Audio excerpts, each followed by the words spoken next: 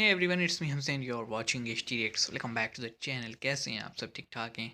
तो अ, वैसे इस टाइप की वीडियोस हम करते नहीं है, जैसा आप टाइटल पढ़ रहे हैं कि कैसे बढ़ी या क्यों बढ़ी शाओमी की भारत में मुश्किलें, क्यों उठी बायकॉट की मांग। तो मैं ये समझता हूँ कि जितने भी चाइनीज़ प्रोडक्ट्स हैं, शाओमी की काइंड ऑफ चाइनीज़ ही है।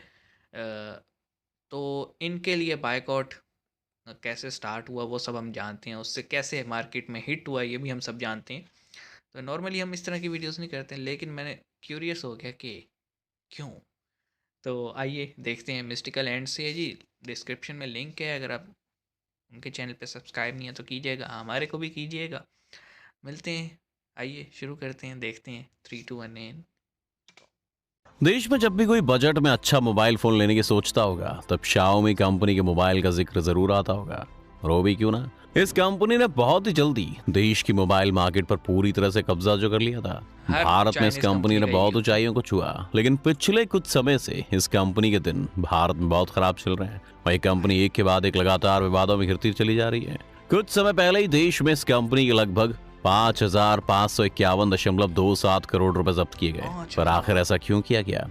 आखिर क्यों Xiaomi कंपनी लगातार विवादों में? कैसे हुआ आखिर Xiaomi क्यों? भारत में बर्बाद? चलिए दोस्तों, जानते हैं इन सब सवालों को आज के हमारे इस वीडियो में। इसीलिए तो एक आए रिपोर्ट हैं। के मुताबिक भारत के स्मार्टफोन मार्केट में बिकने वाले 23% फोन्स Xiaomi कंपनी के होते हैं। और 23%। भारत से कंपनी को बहुत अच्छा मुनाफा भी होता है। खरबों लेकिन इन रुपए आ दिनों रहे हैं। कंपनी की मुश्किल बहुत ज्यादा बढ़ी हुई है। बात करेंगे उस बारे में भी, लेकिन सबसे पहले चलिए जानते हैं कि किस तरह Xiaomi कंपनी ने अपनी जर्नी शुरू की थी। Xiaomi कंपनी यानी कि MI कंपनी की शुरुआत अप्रैल 2010 में हुई थी, जिसके बाद बहुत ही कम समय में इस कंपनी ने चाइना के मार्केट में अपना बिल्कुल सिक्का जमा लिया। डोमिनेट किया। और उसके बाद ये कंपनी आई इंडिया में अपना बिजनेस करने। और आज ये कंपनी कहाँ है ये तो हम सभी जानते हैं। ये कंपनी साल 2014 में भारत आई थी और उस वक्त इसने भारत में अपना पहला फोन MI3 लॉन्च किया था। इस फोन में 5 इंच का डिस्प्ले था, जो कि कॉर्नरिंग गोरिल्ला ग्लास 3 से कोटेड था। इस फोन में Qualcomm Snapdragon 800 quad core processor पर 800। पेश किया गया था। इसके साथ ही 2 GB रैम मेमोरी उपलब्ध थी। ये फोन 16 GB और 32 GB दो वेरिएंट में उपलब्ध कराया गया था। कौन से? इस फोन को भारत में बहुत ही पसंद किया गया था। और अगर हम कहें कि इसके बाद कंपनी ने भारत के मोबाइल मार्केट में अपना दबदबा बना लिया था तो यह गलत नहीं होगा।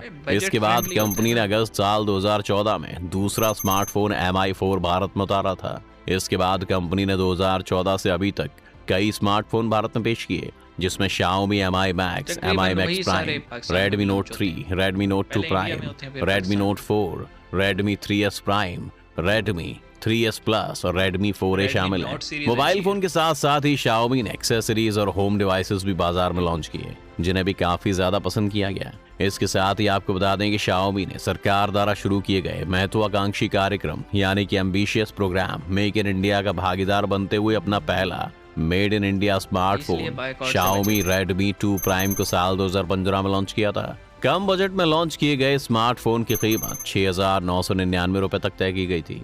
इस स्मार्टफोन की मैन्युफैक्चरिंग ताइवानी पाकिस्तान कंपनी में फॉक्सकॉन के तकरीबन साथ 24,000। मिलकर आंध्र प्रदेश की श्री सिटी में लगाए गए Xiaomi के प्लांट में हुई थी। आपको बता दें कि इस प्लांट में फोन्स की असेंबलिंग होती है, जबकि पार्ट्स इंपोर्ट करके मंगाए जाते हैं। उस समय Xiaomi ने अपने स्मार्टफोन को ऑनलाइन प्लेटफॉर्म पर ही पेश किया था। वैसे तो दोस्तों MI कंपनी भारत में बहुत ही ज्यादा जल्दी से फेमस हो गई थी, लेकिन इसके सपनों को उड़ान मिली इसके मॉडल Redmi Note 3 से, जिसे भारत में बहुत ही जी, ज्यादा Note पसंद सीरीज किया गया बहुत था। अच्छी है इस यार, स्मार्टफोन मैंने भी को यूज किया। साल 2015 में लॉन्च किया गया था। Redmi Note 3 की लोकप्रियता का अंदाजा इस बात से लगाया जा सकता है कि लॉन्च के कुछ समय में ही Redmi Note 3 के 17 लाख से ज्यादा यूनिट बिक चुके थे। साथ ही कंपनी ने यह भी घोषणा की थी कि इंडिया की सितंबर मार्केट साल कितनी बड़ी है। 2016 भारत में Redmi Note 3 के कुल 23 लाख यूनिट की सेल हो चुके थे।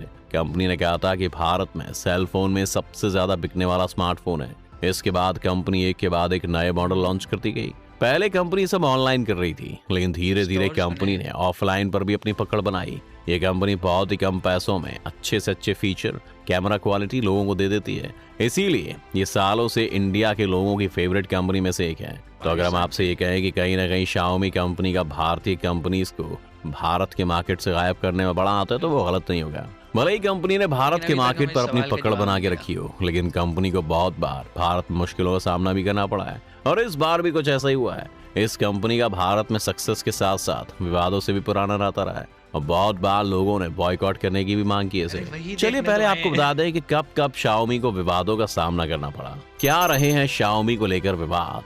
अक्टूबर 2020 में Xiaomi के वेदर ऐप से अरुणाचल प्रदेश गायब हो गया था। ओह! उस समय सोशल मीडिया पर चाइना। बॉयकॉट Xiaomi ट्रेंड होने लगा था। गलवान हिंसा के बाद भी बॉयकॉट Xiaomi ट्रेंड वायरल हुआ था। उसके बाद से ही लगातार कंपनी पर टैक्स चोरी के आरोप भी लगते रहे, लेकिन इस बार कुछ ऐसा हुआ जिसकी उम्मीद कंपनी ने भी कभी नहीं की होगी। सीज़ हो गया। कंपनी के बैंक अकाउंट से बहुत बड़ी रकम ईडी यानी कि इन्फोर्समेंट डायरेक्टरेट ने जब्त कर ली। ऐसा कैसे हुआ और क्या हुआ, चलिए हम आपको थोड़ा 8,000 डिटेल में कहाँ समझाते से हैं। कहाँ हम सभी जानते हैं कि भारत में एमआई के मोबाइल फोन की डिमांड कितनी है और बढ़ती डिमांड की वजह से कंपनी ने बहुत सारा प्रॉफिट भी कमाया है। इस दौरान कंपनी को भारत से जो भी रेवेन्यू हुआ उसे कंपनी ने 3 एंटाइटीज यानी कि इकाइयां, जिसे हम कंपनी भी कह सकते हैं, में भेजा था। ये सभी भारत के बाहर की एंटिटीज हैं।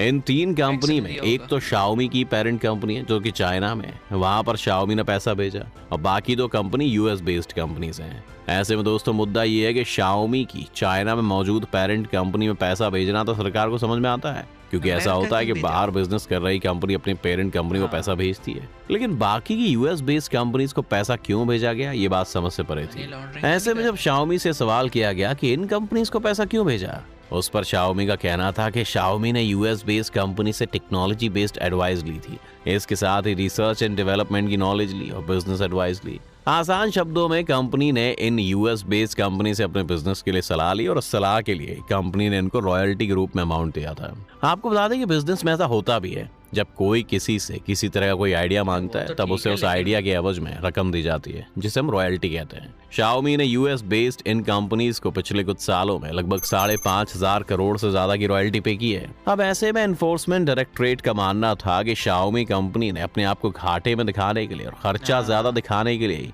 यूएस बेस्ड इन कंपनीज को पैसा भेजा था, ताकि वो भारत में टैक्स शायद देने वही से नहीं बच की। सके। इसके लिए एनफोर्समेंट डायरेक्टरेट ने इनको साल 2021 में एक लीगल नोटिस भी भेजा था। उस टाइम भी सीबीडीटी यानी central board of direct taxes ने भी ये बात कही थी कि कंपनी रॉयल्टी के नाम पर देश से भारी रकम विदेश में मौजूद ग्रुप की कई कंपनीज को बेच रही है। हाँ, इस नोटिस का जब कोई जवाब नहीं आया था, जिसके चलते एनफोर्समेंट डायरेक्टरेट ने कंपनी के किया। एसेट्स को फ्रीज कर लिया था। ये कार्रवाई कंपनी ने फेमा कानून के तहत 30 अप्रैल 2022 को की। इस दौरान ईडी ने कंपनी के लगभग 5,551.27 करोड़ रुपए जब्त किए। आपको बता दें कि फेमा यानी कि फॉरेन एक्सचेंज मैनेजमेंट एक्ट, ये एक एक्ट है जो इंटरनेशनल बिजनेस और फॉरेन करेंसी के भुगतान को आसान बनाता है। भारत में होने वाला विदेशी व्यापार में फेमा का बहुत अहम रोल होता है।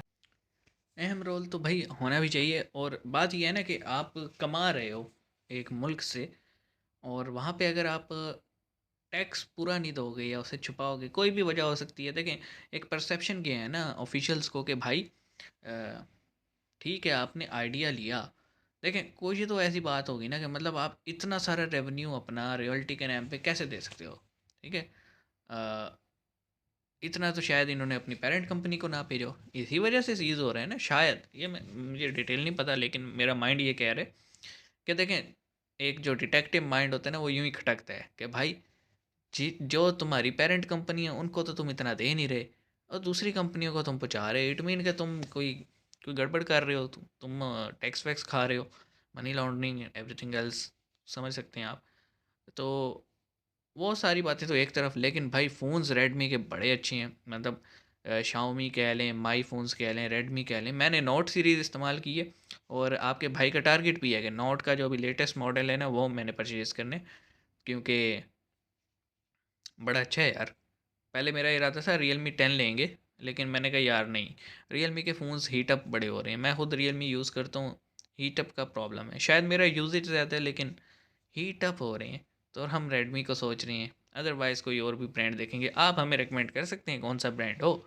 मिलते हैं नेक्स्ट वीडियो में, अपना ख्याल रखिएगा। सी यू गाइस।